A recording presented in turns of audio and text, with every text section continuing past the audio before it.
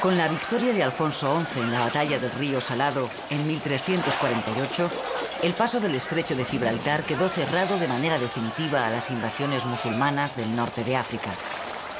Los cristianos se erigieron en auténticos dueños de la península. El último baluarte musulmán fue el Reino de Granada, después de más de 6 siglos de predominio islámico en suelo hispano.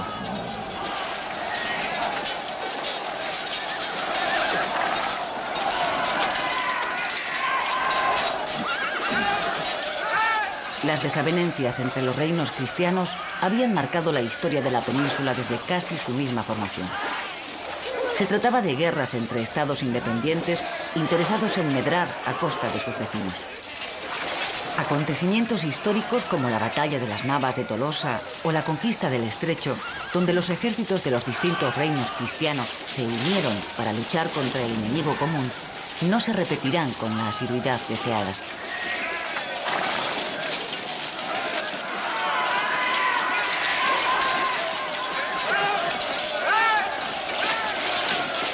En aquel tiempo, la relación de la dinastía nazarí de Granada con los reinos cristianos era de dependencia absoluta.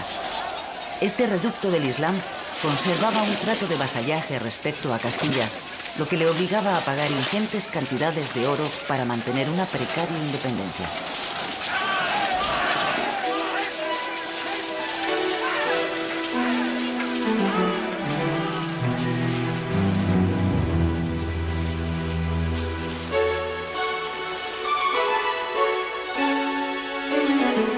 Pero aún habría que esperar más de un siglo hasta que Boabdil entregara las llaves de la ciudad a los reyes católicos. A partir de ese momento, acabarán las luchas fratricidas, los conflictos territoriales y los repartos de los reinos entre los miembros de la dinastía reinante. ¿Conseguirán los reyes cristianos ponerse de acuerdo para acabar con la reconquista iniciada tantos siglos antes? ¿Se logrará al fin reconstruir la unidad de la antigua monarquía visigoda, tal y como la imaginaron en su época los monjes mozárabes huidos del Islam y refugiados en los monasterios de las montañas del Cantábrico a mitad del siglo VIII?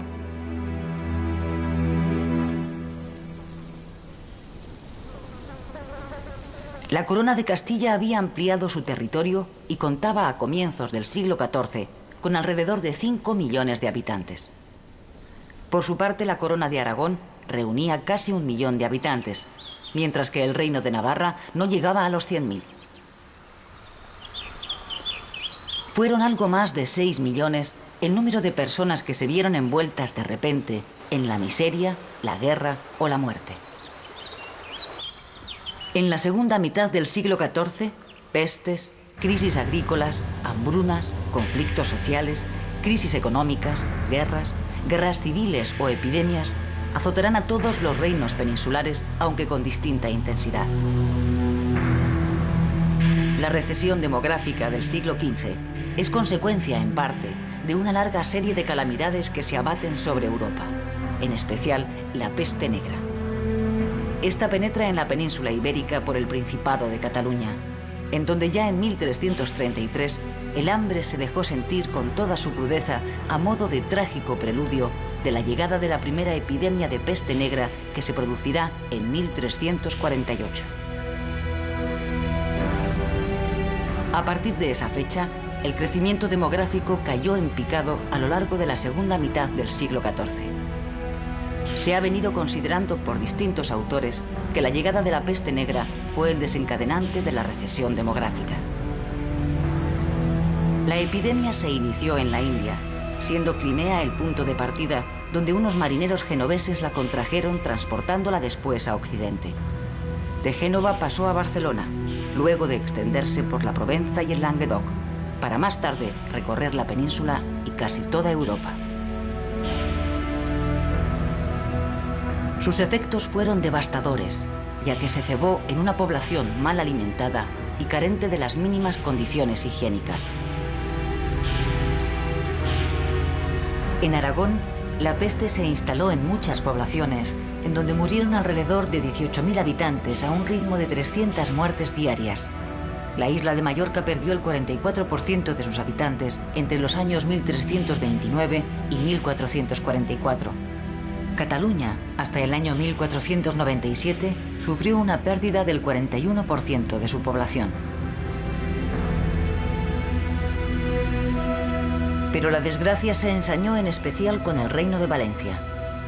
En general, los reinos de Castilla, León y Portugal se vieron menos afectados por la peste negra que el resto de los reinos peninsulares.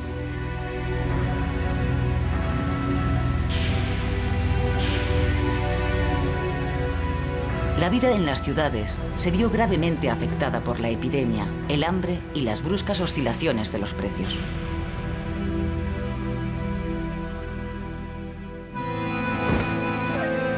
La minoría judía, hasta entonces respetada, se convirtió en víctima propiciatoria de este malestar general. En 1391 estalló de manera definitiva el odio antisemita, no solo en la península ibérica, sino también en Alemania y Francia. La gran masacre se inició en Sevilla y luego se propagó como la pólvora por toda la península. Poblaciones como Córdoba, Úbeda, Baeza, Jaén, Cuenca o Toledo fueron escenarios de matanzas de judíos que más tarde se extendieron a juderías como las de Valencia, Mallorca, Girona, Barcelona o Lleida. Solo las de Zaragoza y Calatayud se salvaron de la quema. Durante el siglo XV, la atmósfera social se volvió asfixiante para los judíos al dictarse leyes antijudías, expurgarse los libros hebreos, así como obligarles a asistir a prácticas cristianas. El Papa de Aviñón, Benedicto XIII, organizó en Tortosa la famosa disputa cristiano-judía que concluyó con la claudicación de los rabinos asistentes y la legitimación de las normas antijudías, lo que provocó un incremento de las medidas segregacionistas.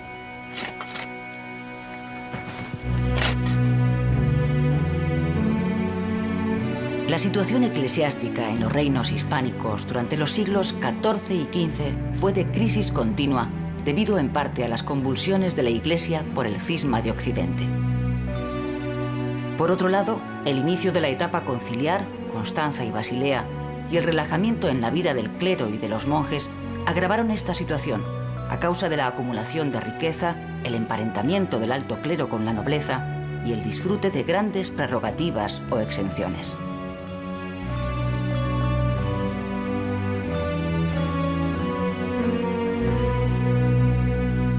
En esta época, los monarcas empezaron a irrogarse el derecho a intervenir en los asuntos eclesiásticos relacionados con la vida del Estado. Así, por ejemplo, Alfonso el Magnánimo de Aragón implantará el pase regio, es decir, la aprobación real para que pudiesen circular las bulas pontificias. Por otra parte, las órdenes mendicantes como franciscanos, dominicos o carmelitas, protegidas por los monarcas, prosperaron en todas las poblaciones importantes, acogiendo en sus templos cofradías, con lo que se fomentó el espíritu asociativo urbano.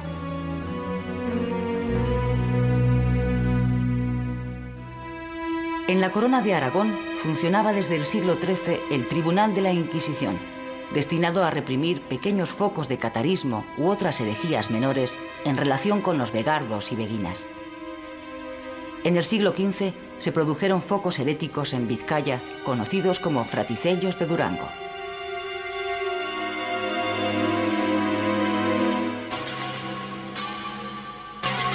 El mundo, y en especial Europa, sufrirá profundas transformaciones a lo largo de los siglos XIV y XV. El Mediterráneo perderá importancia política y económica después del inicio de la crisis de los dos poderes universales de la cristiandad, el papado y el imperio. A su vez, el Imperio Romano de Oriente, herido mortalmente desde el año 1204 por la Cuarta Cruzada, acabará siendo ocupado por los turcos otomanos que conquistan su capital, Constantinopla, en el año 1453.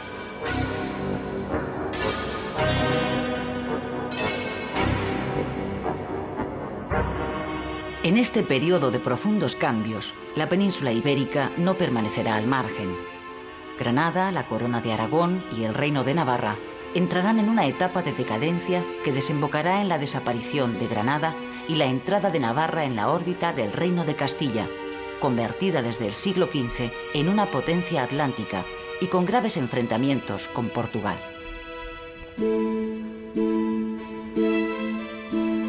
Desde el siglo XIV, el derecho romano resurgirá con nuevas ideas que tienden al absolutismo. Uno de esos principios cesaristas, lo que el príncipe place tiene vigor de ley, hizo fortuna, aunque no llegara a cristalizar hasta el advenimiento de los monarcas renacentistas a partir del siglo XV.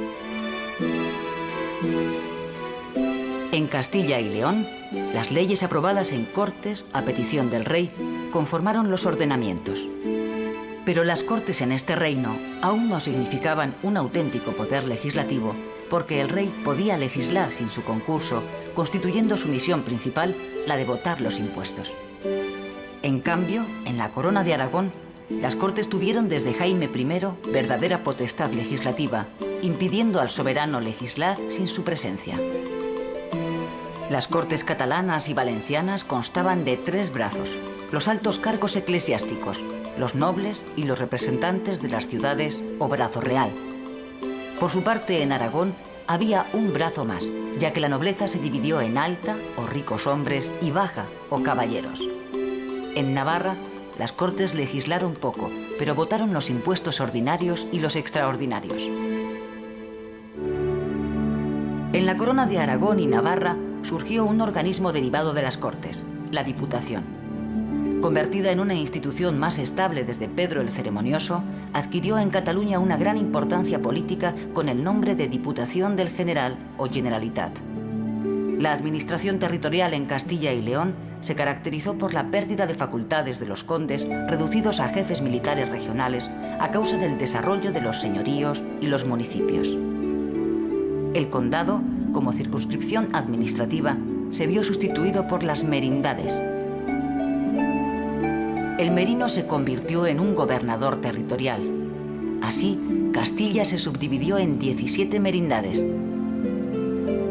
Murcia y Andalucía constituyeron adelantamientos, a cuyo frente estaba un adelantado de fronteras que era a la vez jefe civil y militar del territorio correspondiente. A partir del siglo XIII y sobre todo en el XIV, se extienden los movimientos de hermandades entre villas y poblaciones para enfrentarse al poder opresivo de los señores, defender los intereses comerciales y acabar con las banderías y grupos de malhechores. La Hermandad de Álava surge en 1417 a instancia de Vitoria, Treviño y Salvatierra, y Juan II aprueba en Valladolid su reglamento, reconociéndole funciones procesales y penales.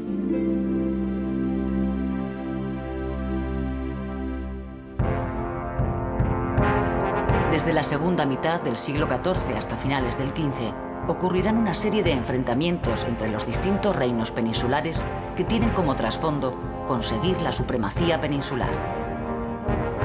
Conflictos bélicos y enlaces matrimoniales conducirán a la unión de Castilla y León con una corona de Aragón en plena crisis social que, no obstante, había conseguido extenderse a través del Mediterráneo.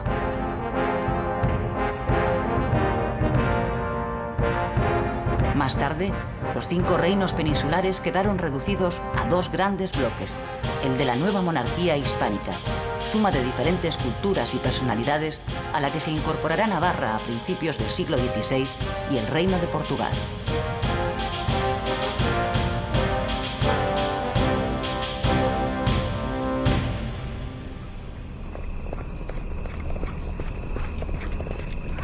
Antes, Pedro I de Castilla, hijo legítimo de Alfonso XI, consiguió una alianza con Inglaterra a cambio de la promesa de entregar a los ingleses Bilbao y otras plazas del Cantábrico para luchar contra su hermanastro Enrique de Trastámara, fruto de la unión de Alfonso XI y la dama sevillana Leonor de Guzmán.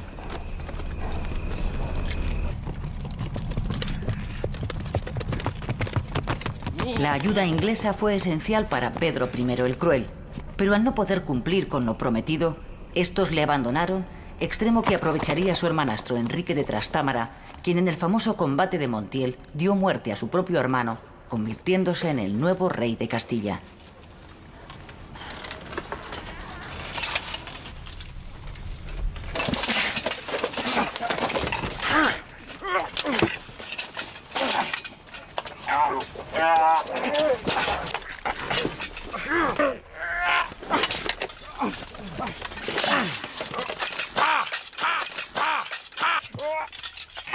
¡Matadle! ¡No!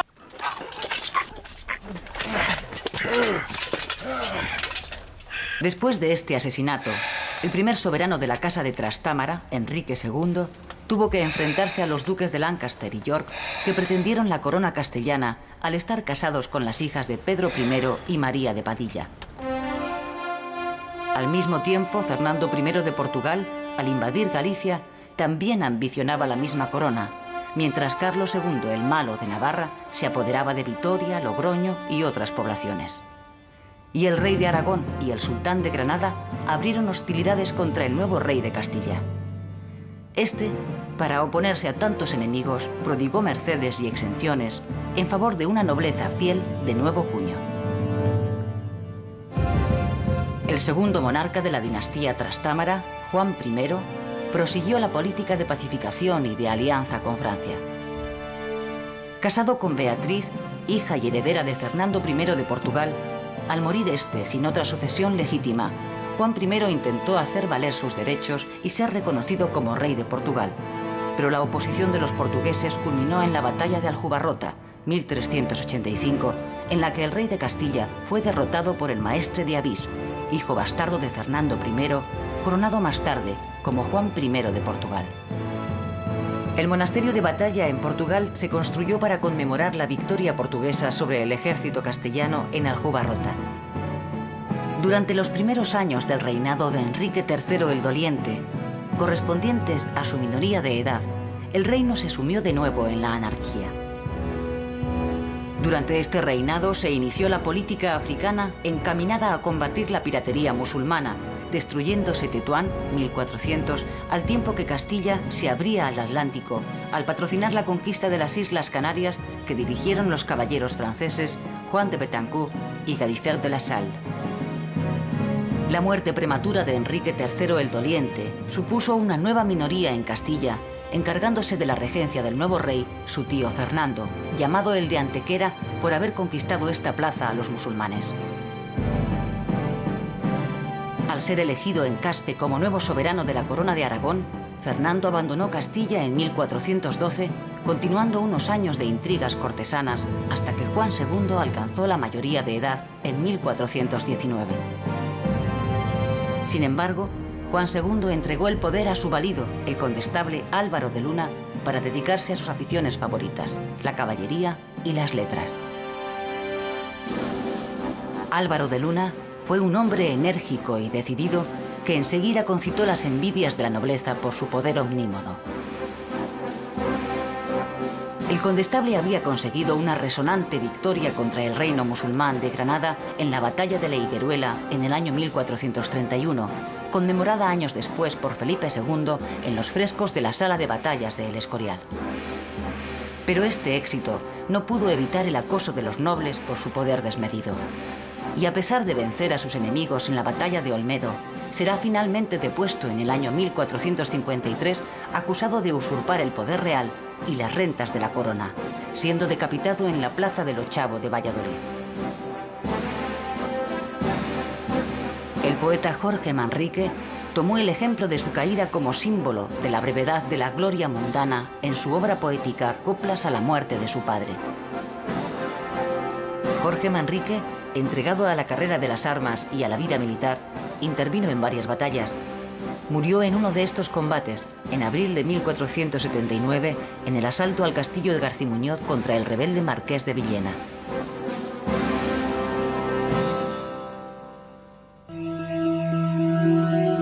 La estructura de las coplas a la muerte de su padre consta de 3 partes: la muerte en abstracto, la muerte histórica y la muerte en particular del maestre de Santiago, su padre. En la primera parte se aprecia un primer bloque de estrofas sobre la muerte, la caducidad de la vida y el paso del tiempo. Hay luego otra serie de coplas en las que la atención se desplaza a la muerte de personas del pasado: Juan II, los infantes de Aragón, Enrique IV o don Álvaro de Luna.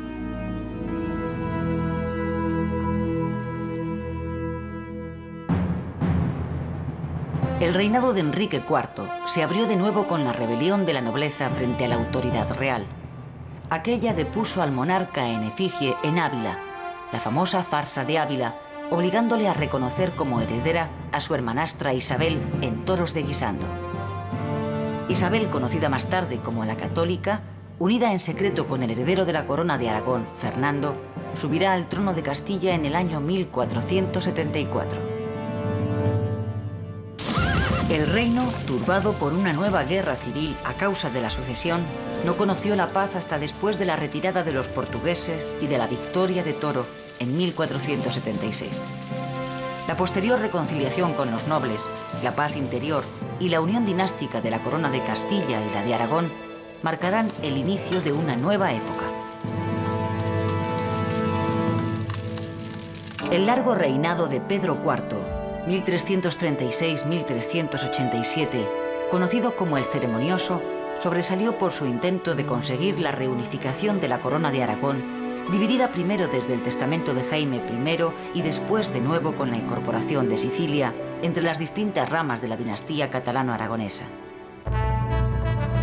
Pedro el Ceremonioso logró la integración manu militari del reino de Mallorca-Rosellón, después de derrotar a su cuñado, pero fracasó en cambio en su intento de dominio sobre la isla de Cerdeña, a pesar de repoblar con catalanes la ciudad de Alguer. En su lucha por el poder de Cerdeña se topó con intereses genoveses, iniciándose así una larga guerra con Génova por el control comercial del Mediterráneo occidental. Pedro el Ceremonioso consiguió recuperar por herencia de su esposa Leonor de Sicilia dicho reino para la rama mayor de la dinastía, que dejaría a su hijo el infante Martín, así como la soberanía directa por pocos años de los ducados de Atenas y Neopatria.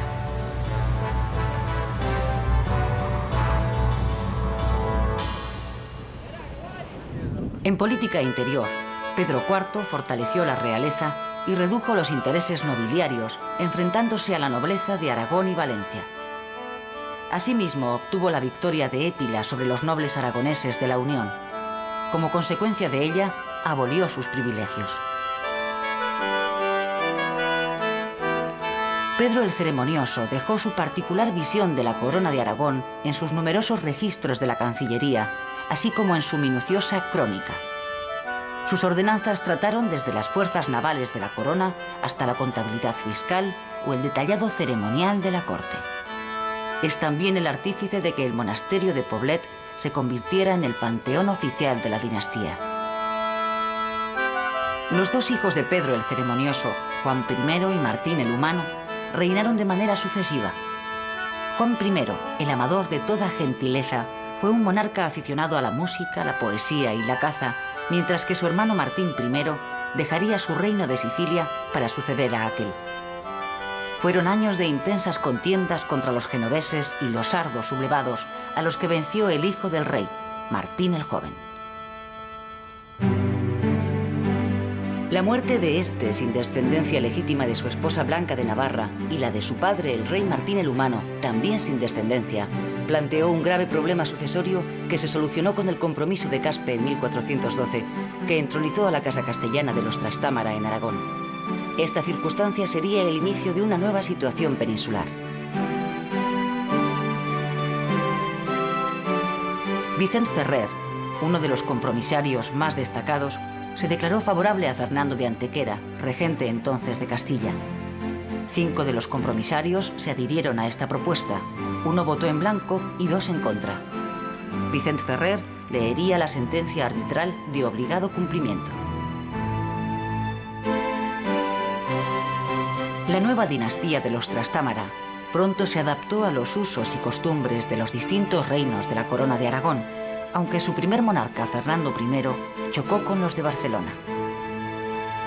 Al morir Fernando I en el año 1416, le sucedió su hijo Alfonso V, llamado el Magnánimo, que muy pronto se sintió atraído por la aventura mediterránea. Después de largas campañas con fortuna diversa, Alfonso V se apoderó del reino de Nápoles, entrando de forma triunfal en la capital a la manera de los antiguos emperadores. Este rey ya no regresaría a la península, convirtiéndose en un monarca más italiano que hispánico, impulsor de una corte renacentista en donde protegió a artistas y literatos. Mientras, su esposa María de Castilla y su hermano Juan gobernaban los estados peninsulares de la corona. A su muerte, Alfonso el Magnánimo dejó el reino de Nápoles a su hijo bastardo Fernando Ferrante, mientras que los territorios hispánicos, Sicilia y Cerdeña, eran heredados por su hermano Juan II.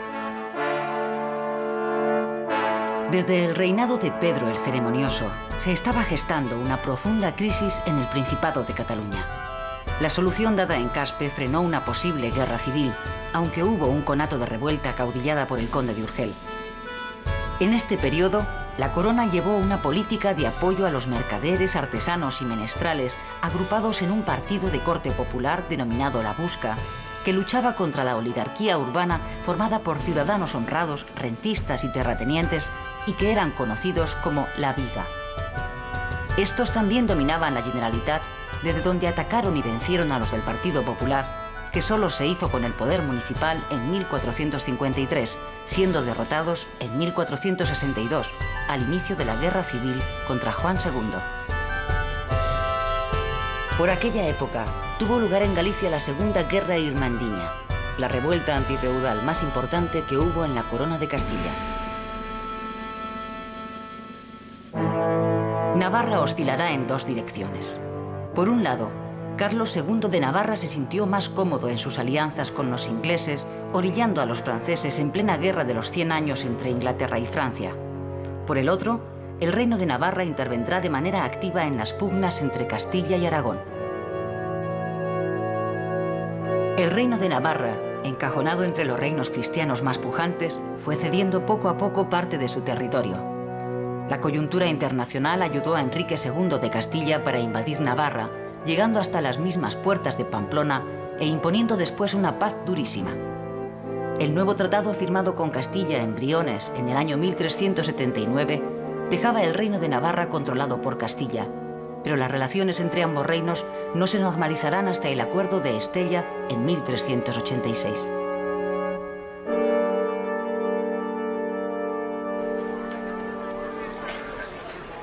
Durante esta época tuvo lugar la expedición de Navarra a Grecia. El matrimonio del infante Luis, hermano de Carlos II, con la heredera del ducado de Duracho, brindó la oportunidad para una expedición de ayuda a aquellas tierras cuando fueron invadidos por los albaneses. Las tropas navarras recuperaron en el año 1376 el ducado de su mujer, aunque murió en la campaña. Sus hombres, sin embargo, permanecieron en Albania. Unos, al mando de Juan de Utrubia, conquistaron Tebas, Livadia y Atenas, y otro grupo controló el Principado de Acaya.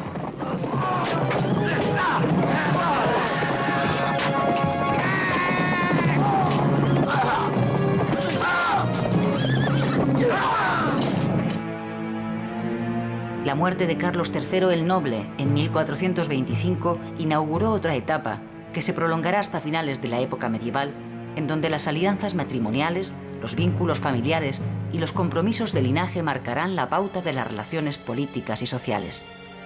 Con la nueva reina, Blanca de Navarra, y su esposo Juan de Aragón, se abría otro periodo de conflictos en el reino navarro.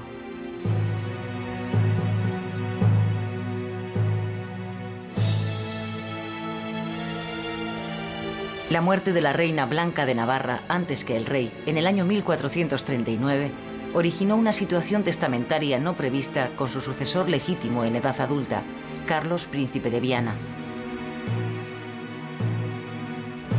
Este había nacido en el castillo de Peñafiel, reconstruido en el siglo XIV por el infante don Juan Manuel, y también morada de Alfonso X. Se llegó a un tipo de acuerdo entre padre e hijo, mediante el cual Carlos de Viana recibió de su padre, el rey, el nombramiento de lugarteniente general. Pero la segunda boda de su padre Juan II de Navarra con Juana Enríquez, hija del almirante de Castilla, sin notificación previa al reino, desencadenó las hostilidades. Un año después se produjo la ruptura del rey con su hijo, ruptura que habría de enmarcarse dentro del ámbito de la política castellana, al instalarse Juan II de nuevo en Navarra para controlar mejor los asuntos de Castilla. Carlos de Viana, acompañado de su condestable Luis de Beaumont, huyó a tierras guipuzcoanas y riojanas, en donde mantendría contactos con don Álvaro de Luna y sus partidarios.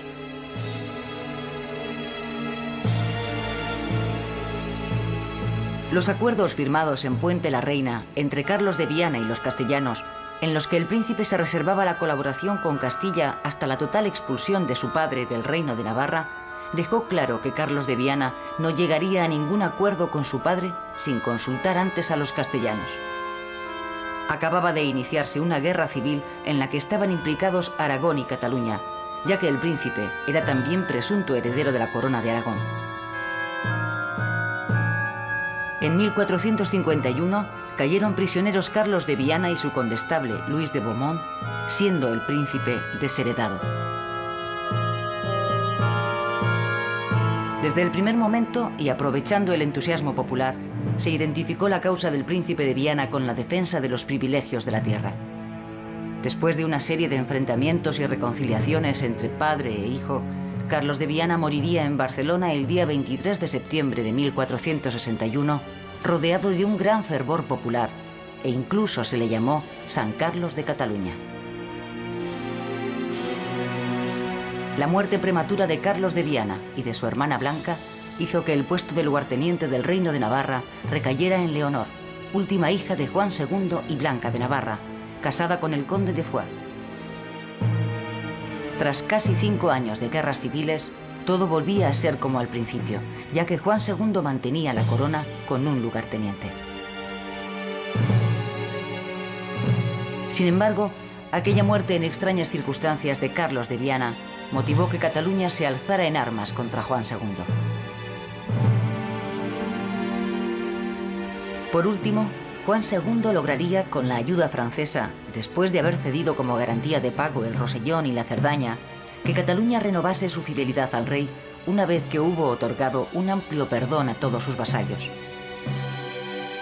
La oligarquía catalana, encastillada en la Generalitat, se había lanzado una larga guerra de 10 años que acabó sin conseguir su objetivo de afirmarse en el poder.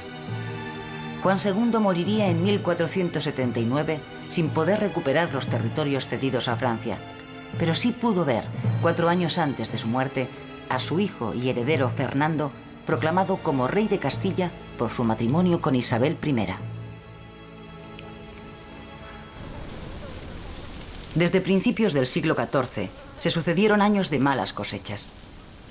La libre circulación de los productos alimenticios por todo el reino de Castilla y León fue una de las primeras medidas tendentes a paliar los efectos de la carestía de alimentos, aunque la crisis agraria continuó hasta el año 1425 en todos los reinos hispánicos. En aquella época coexistían 2 tipos de propiedad: la gran propiedad en manos de los nobles, iglesias y monasterios, y sobre todo las órdenes militares, y la pequeña propiedad, representada por hacendados libres de distinta condición.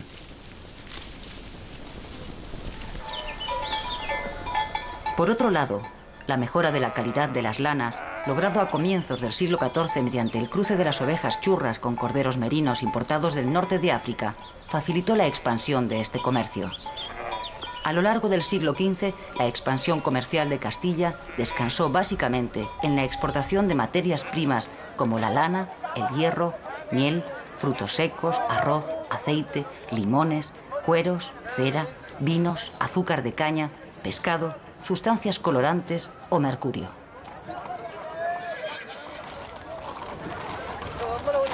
La ciudad de Burgos se convirtió desde finales del siglo XIII en el centro comercial de distribución de las mercancías que se exportaban e importaban, siendo unas pocas familias burgalesas las que monopolizaron el comercio. En tanto que en Sevilla y en otras capitales andaluzas, grandes compañías mercantiles extranjeras, sobre todo genovesas, se quedaron con la mayor parte de las ganancias. La política comercial de los monarcas castellanos de la Baja Edad Media favoreció a los marinos cántabros y vascos, en especial durante la Guerra de los 100 Años. Se obligaba así a los mercaderes extranjeros que desearan cargar mercaderías en Bilbao a hacerlo en barcos vizcaínos. Asimismo, se prohibió que las mercancías extranjeras de origen castellano viajaran en naves extranjeras, con lo que se favorecía el desarrollo de la marina mercante castellana. De manera paralela, tuvo lugar la expansión del comercio exterior catalán, que se renovó después de la conquista y repoblación de Valencia y Mallorca. Por su parte, el comercio marítimo de la Corona de Aragón se canalizaba a través de 3 grandes centros: Barcelona, Palma de Mallorca y Valencia. A mediados del siglo XIV, la ruta Valencia-Almería y la ruta de Palma de Mallorca a los puertos del norte de África estaba muy concurrida. Existían colonias de mercaderes catalanes, valencianos y mallorquines en Almería, Granada y Málaga, con sus correspondientes cónsules y factores.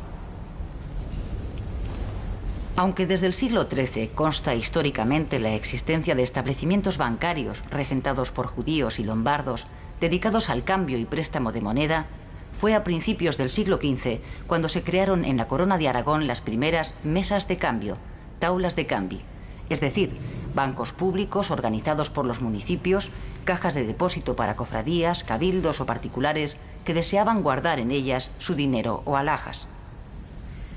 El primer banco de crédito público fue el de Barcelona, fundado en el año 1401, al que siguieron los de Valencia y Palma de Mallorca. A mediados del siglo XV aparecerán también en Castilla. Tanto los reyes de Aragón como los sultanes de Granada practicaron el corso, es decir, la persecución de embarcaciones enemigas en el Mediterráneo occidental, obteniendo no solo las mercancías más variadas, sino también esclavos. Siguiendo las costumbres practicadas en los consulados marítimos de diversos puertos del Mediterráneo, se compiló en Barcelona el Llibre del Consolat del Mar. Merece destacarse la famosa Escuela Cartográfica Catalano-Mallorquina, conocida en estos siglos por el rigor y la calidad de sus trabajos.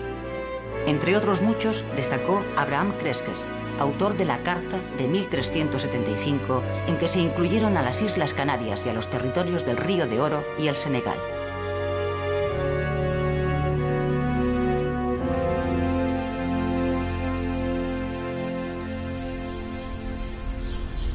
En la ciudad italiana de Bolonia, el Colegio de San Clemente de los Españoles, fundado por el cardenal Gil de Albornoz en el año 1364 para estudiantes de los distintos reinos hispánicos, permanece aún hoy en funcionamiento gracias a la previsión de su fundador, que dejó como heredero universal al propio colegio. Los bolonios del siglo XXI, como se conoce de manera familiar a estos estudiantes, comparten con sus antepasados del siglo XIV las celdas, hoy reconvertidas, el patio, la capilla, la biblioteca o el jardín, merced a las becas que todos los años concede esta fundación de origen medieval.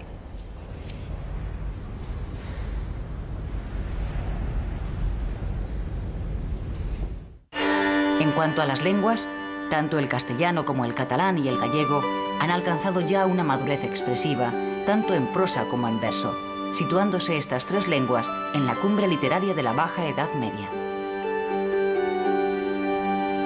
La prosa de Alfonso X el Sabio se verá perfeccionada por don Juan Manuel, autor entre otras obras del Libro de los Estados y el Conde Lucanor. El infante don Juan Manuel está considerado el prosista castellano más importante del siglo XIV. Pertenecía a la más alta nobleza, era nieto de Fernando III y sobrino de Alfonso X, y como él mismo decía, podía atravesar el reino de Castilla desde Navarra a Granada, pernoctando cada noche en una villa o un castillo propios.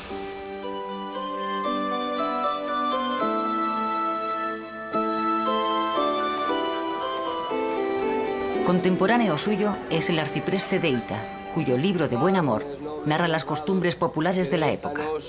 El libro de Buen Amor es un reflejo castellano de modelos árabes, de una literatura erótica de la que es espléndida manifestación este cancionero de Juan Ruiz, arcipreste de Hita, compuesto hacia 1330.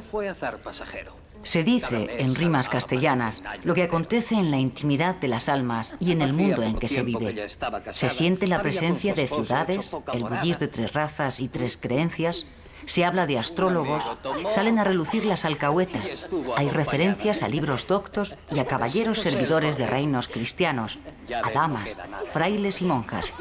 Hay diversión de músicas y cantares, guisos apetecibles, fiestas litúrgicas, lenguaje exquisito e improperios plebeyos. Todo revuelto y confuso y presentado en una orgía de sensaciones que detonan junto a un derroche de moralidades abstractas. Su primer editor, don Tomás Antonio Sánchez, mutiló el texto por razones de moralidad. Juan Ruiz dijo lo que iba a ser: un libro de buen amor, que los cuerpos alegre y a las almas preste. Dijo don Pitas Payas: señora, perdonad. Mostradme la figura y tengamos solaz. Señor, como os agrade, vos mismo la mirad. Todo lo que quisierais hacer, hacedlo audaz. ¿Cómo, señora, es esto? ¿Cómo pudo pasar que encuentre yo carnero donde pinté lechal? Mas como la mujer en tal clase de enredos es sutil y muy sabia, le dijo: compañero, un lechal en 2 años no se ha de hacer carnero. Si no tardaseis tanto, aún sería cordero. Al mismo tiempo, la moda de las novelas caballerescas encumbró a Joanot Martorell con su magnífico Tirant lo Blanc, así como la aparición de Curial e Güelfa, de autor desconocido. Esta última, más que una novela de caballería, parece una novela erótico-sentimental influida por Boccaccio. El anónimo autor novela muchos aspectos de la figura de Pedro el Grande de Aragón. A la influencia francesa del siglo XIV se añade ahora, en el XV, la italiana, iniciándose una corriente prehumanística de notable calidad. El gallego y el leonés continúan utilizándose en el Cancionero de Baena, 1445. En la corte de Juan II de Castilla destacaron los poetas Diego López de Mendoza, marqués de Santillana, autor de la Comedieta de Ponza y del Doctrinal de Privados, así como Juan de Mena, gran poeta cordobés que escribiría El laberinto de la fortuna. Según Juan de Mena, la justicia consiste en 100.000 engaños, malicias e artes. Los textos legales con más opiniones que uvas en cesto dan motivo a las trapacerías de jueces y abogados. Asimismo, a finales del siglo XIV y principios del XV, floreció la obra de la familia March, sobresaliendo en especial el gran poeta valenciano Ausiàs March, 1393-1459. Lo fundamental de la obra del poeta se agrupa en 4 cancioneros: Cants d'amor, Cants de mort, Cants morals y Cant espiritual. La poética de Ausiàs March viene a fundir la tradición provenzal con la nueva poesía italiana, Stil Nuovo, siendo un gran conocedor de la obra de Dante y Petrarca.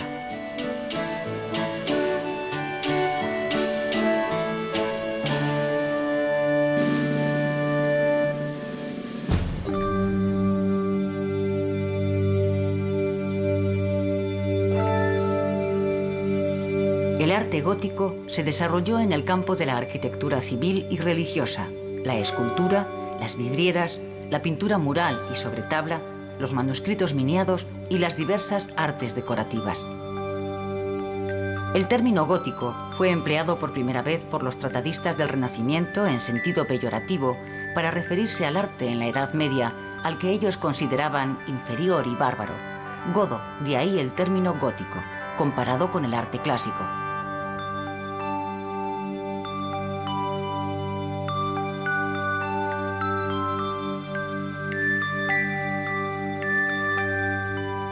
El estilo gótico encontró su gran medio de expresión en la arquitectura. Surgió a mediados del siglo XII a partir de la evolución de precedentes románicos y otros condicionantes teológicos, tecnológicos y sociales. Las mayores realizaciones del gótico se manifestaron en el terreno de la arquitectura religiosa. La arquitectura gótica empleó el arco apuntado, agujas, chapiteles y gabletes, reforzándose el sentido ascensional para conseguir, entre otros efectos, la máxima luminosidad. Todas estas cualidades estilísticas fueron posibles gracias a las innovaciones constructivas, en especial la aparición de la bóveda de crucería. El extremado crecimiento vertical de la arquitectura gótica origina y explica las particularidades estructurales y ornamentales de este estilo.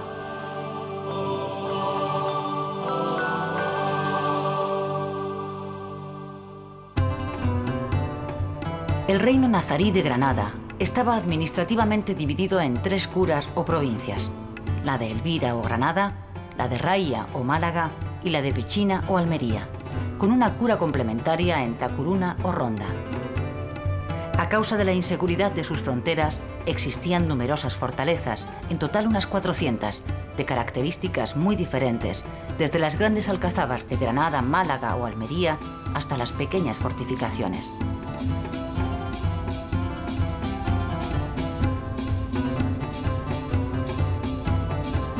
Las victorias obtenidas por Alfonso XI de Castilla alejaron de forma definitiva las invasiones africanas, dejando el reino nazarí reducido a un territorio cada vez más pequeño y sin posibilidad de recibir refuerzos de África. El reino musulmán de Granada durante el siglo XIV pudo aún aprovecharse de la rivalidad castellano-aragonesa, pero en el siglo XV su supervivencia política dependerá solo del interés de los reyes y de los problemas internos castellanos. A mediados del siglo XV se produjeron transformaciones profundas en la economía y en la sociedad granadina, manifestándose una crisis en medio de las continuas sublevaciones nobiliarias que perdurarán hasta la desaparición del reino. El reino nazarí fue incapaz de atender la numerosa emigración que provino de los musulmanes expulsados o fugitivos de Castilla y de la Corona de Aragón. Emigración que a su vez fue decisiva en el desarrollo de las actividades comerciales, el arte o la cultura. La nobleza granadina se vio afectada por los mismos problemas que la de los demás reinos peninsulares, reaccionando de la misma forma. Revueltas y defensa de los intereses de su grupo, que como en Castilla, Navarra o la Corona de Aragón, buscaron el apoyo de los enemigos exteriores, obligando a los monarcas a aceptar la amistad o la protección de los poderosos vecinos cristianos.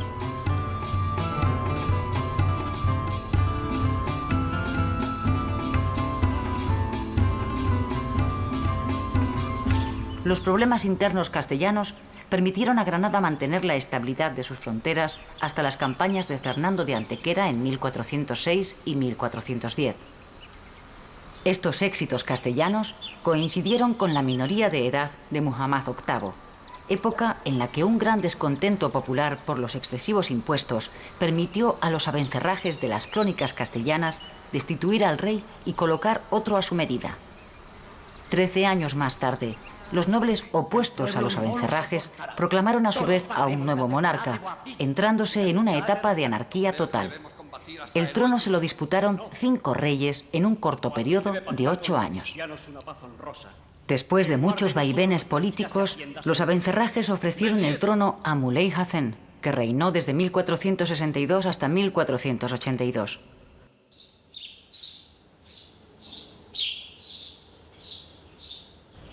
En el aspecto cultural, cabe destacarse la obra del polígrafo Ibn al-Hatib, que expuso su doctrina sobre el arte de gobernar. Enamorado de la belleza de Al-Ándalus, describió la belleza de sus jardines, así como en un diccionario biográfico de personajes granadinos, mostró en pleno siglo XIV un reino poblado por tupidos bosques de personajes curiosos y sabios eminentes. En su obra Resplandor de la luna llena acerca de la dinastía nazarí, hizo una descripción muy hermosa de Granada y sus gentes, alabando las altas torres de la Alhambra, sus gruesas murallas, sus bellos edificios, sus jardines y sus huertas.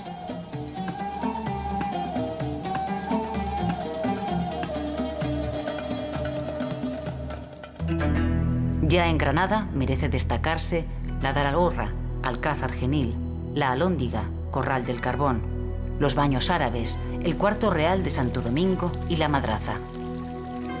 Fuera de Granada sobresalen la Alcazaba de Málaga y la Mezquita de Ronda, la antigua Mezquita de Archidona, hoy utilizada como iglesia, y el Alminar de San Sebastián en Ronda.